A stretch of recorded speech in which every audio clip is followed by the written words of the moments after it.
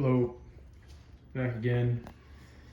I did an update this afternoon several hours ago and was talking about, in that video, just a little bit about this coffee table and some of the things that I kind of required to have going on down here under this table in order to get it work that these just really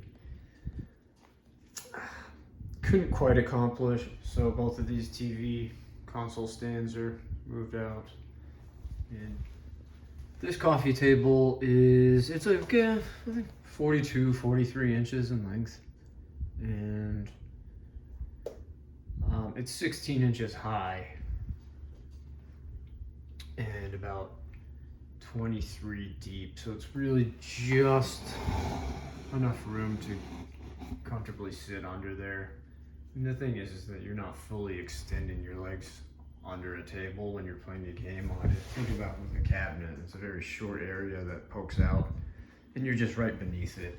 So this offers plenty of space, which is good. And there are some other reasons why I had to put this in here. If you kind of look along, everything's kind of lined up with where, in terms of the setups that have tables or stands or anything under them, cabinets to house gear, it's right on line with where this is. You know, like with those, some of them are everything, they have their own shelf built in, so you don't have to worry about that, but they are kind of low to at the front. You kind of sit at each one differently, but they all feel pretty perfect, is the point. And this should be no different, but really it was nice having with these two down there, you know, 1, 2 in the top shelf, 1, 2 in the top shelf, but they're really a bit taller. So it wouldn't have worked in the corner with something I wanted to do with this 4 slot. But what this does, and they were taking up the entire length of the 72 inches of the footprint. So this will still afford me the ability to, you know, let's say I do the PS1 and PS2 here. PS1 would probably be on top of the two, because it usually needs to be anyway when it's running, you know, that whole PS Slim disc lens lid issue. Have to find workarounds if you don't get in there and try and fix it. But, and then, you know, the walk-up scan converter could be there. And I could put Super Nintendo and Genesis, fit an XRGB2, probably fit 2 of them, because I'll have 2 XRGB2 pluses running for the monitor here and the one here, and the walk-up will be on the one here for the Sony stuff. So yeah, and then you have room underneath where all 3 speaker sets can kind of go, which wouldn't have been too easy to accomplish with this. It actually would have been really difficult because they were taking up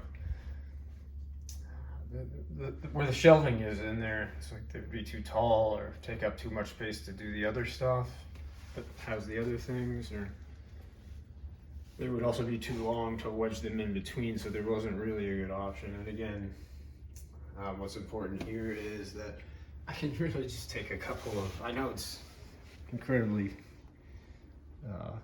just makeshift and, well, shoddy actually, but it works. I mean, I could take some old smaller cardboard boxes, just one really is what I need, put it back there. I probably have something nicer I can find to prop this up on, and then the harness for this will be able to get to it. And you know, this thing will run, I can switch it to mono and run, jam a PCBs too if I don't want a 4-slot MVS wired board on it. Even just take this off, set it right down there on the floor, and hook something else up to the XRGB2 plus, and pull up a stick and the chair, you know, play it like that. So, and I kind of made sure that these were further back on the wall this time. This is, like I said, it's the biggest kind of game room setup I've ever endeavored to really complete or anything like that. So it's 17 and a half long by 13 and a half wide. But still, since if I do put cabs or something over here, they're going to encroach a little bit. Not quite as far as that table. And like the smaller ones are way more. So, but I was thinking I could this game would be awesome to have in the game room with Gretzky NHL All-Star Hockey table. It's about 37 inches, I guess maybe 16 wide. And just put like a table here in the middle with that. And the rods come out on the ends so you're not sideways like bumping into stuff behind you.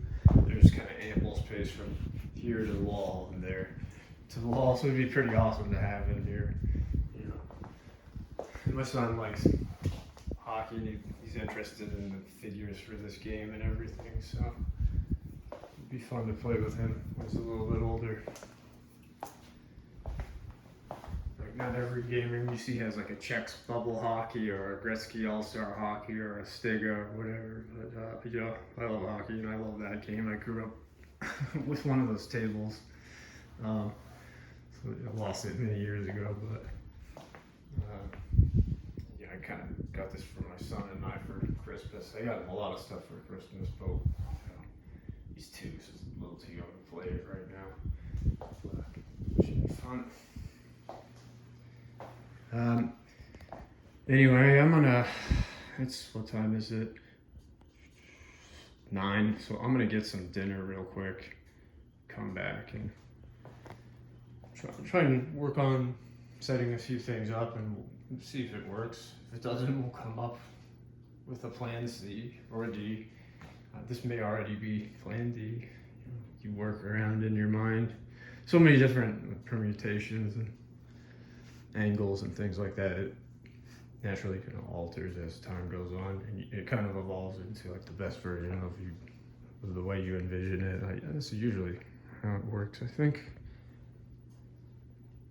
But we'll try this out after I get a quick bite to eat. So I'll talk to you soon.